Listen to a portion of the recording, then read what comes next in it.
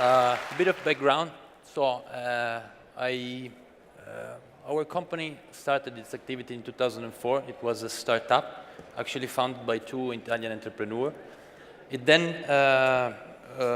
in almost 13 years, it has become a listed group of entities. It has been growing both organically and through acquisition. The main acquisition that we have performed has been, in 2010, the acquisition of Rumbo, which is one of the leading OTA in Spain. We then bought in 2013 JetCost, which is one of the leading meta search portal at the time, very much known and very much active in France. Then, of course, have been grown internationally. That signed also the entrance for our group in the meta search business, and that was right before our IPO. In 2014, we went public in Switzerland, and in 2015, we completed the acquisition of lastminute.com. Of course, we have changed our name accordingly, in the sense that we started working being Vola Gratis, then became Bravofly Rumbo Group, went public with that name, and when we bought Last Minute, we decided to change our name in lastminute.com Group and as well our stock exchange ticker. We at lastminute.com believe and think that M&A, we face M&A being a strategic activities.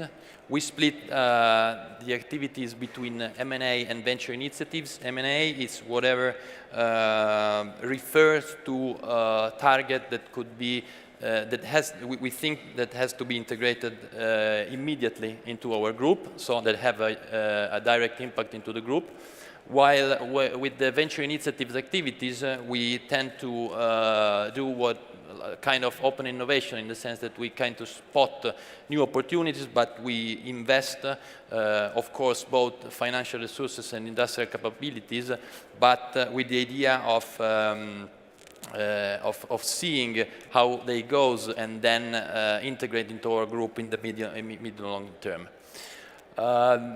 At the beginning, we start distributing in the travel market only flights. Actually, it was only low-cost flights. And then so we were very much flight-centric, and then we started to add other travel products. So holiday package, statics and dynamic, cruise. We ran a cruise business. It's actually an online and offline business, because you engage the clients online, but at the end you perform your sales offline. Then cars, insurance, lifestyles is something that comes from the acquisition of Last Minute. It's basically the distribution of live events and theater tickets, train, and then we boost also the monetization of our media properties. Where we are now, our offering and services are now available in 40 countries and in 17 languages. We handle around 10 million passengers a year, and we carry on our activities with an head count that last data I had from last week, it's slightly above 1,200 people across 12 countries. We have been through many changes in terms of organization that I think has brought us from being a pure distributor of travel product to much more a travel companion for our audience before, during, and after its journey. Our mission is to be the relevant and most inspiring travel company, committing to enriching the life of travelers. If we have a look at our main competitors in the two business models that we are run, so the online travel agent and the meta search, we see that many players are kind of moving their value proposition from a pure functional one to a much more inspirational in the OTA business. And in the meta search, instead, stick to their value proposition, except out of some exception, of course. We are actually striving in the same direction, and we think that with our band we cover all the spots. With Vola Gratis and Rumbo, we are very much functional in the OTA space, and the meta search with JetCost, again, very much functional. And we believe that with the acquisition of Last Minute, we have got a brand that it's very much helpful in moving towards what is the future of the OTA, which is much more inspirational. If we want to be inspirational, if we are inspirational, we also want and need to be relevant.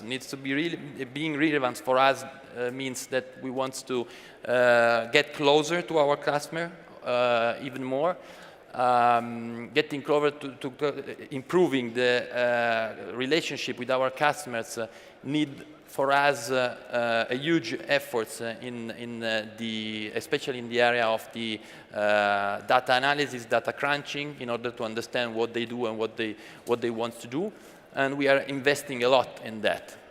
If we see the 4 touch points of the travel journey, so what is happening outside, we see that in the Connect, Inspire touch point, we have reports say that our customers visit on average 38 sites. So the searching is already an experience.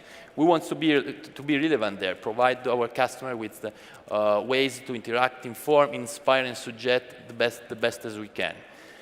The shop touch point is when is where our customers want to get the best deals. It's absolutely the kingdom of the meta search.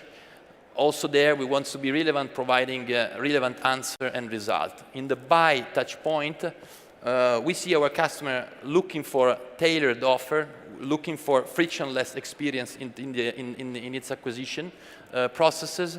And also there, we want to be relevant, giving relevant ways to buy and reserve. The enjoy touch point is the last one, and is what we think it's the moment of truth of the travel journey.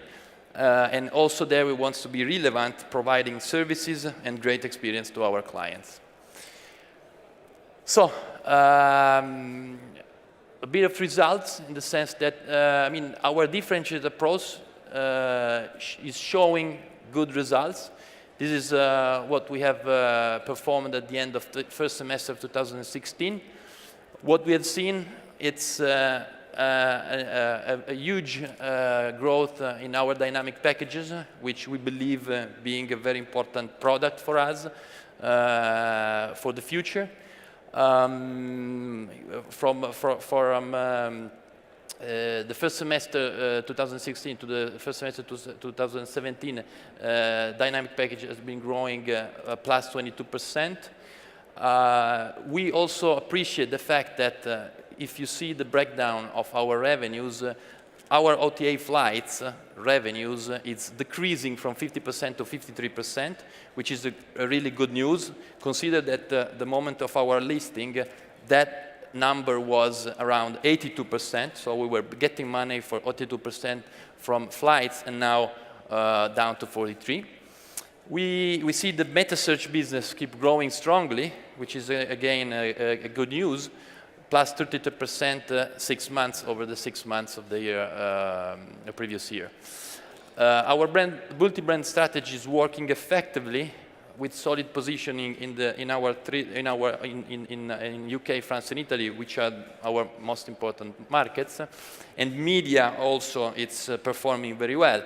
If we see the combination of revenues coming from media and meta, we see that at the end of 2013, the stake of revenue coming from both activities were around 5%, and now at the end of the first semester of 2017, we are around 26%. So good news. I think that this is it, but probably this is the message I would like to convey to the audience, that we don't want to sell at holidays, but we want to make story. Thanks a lot.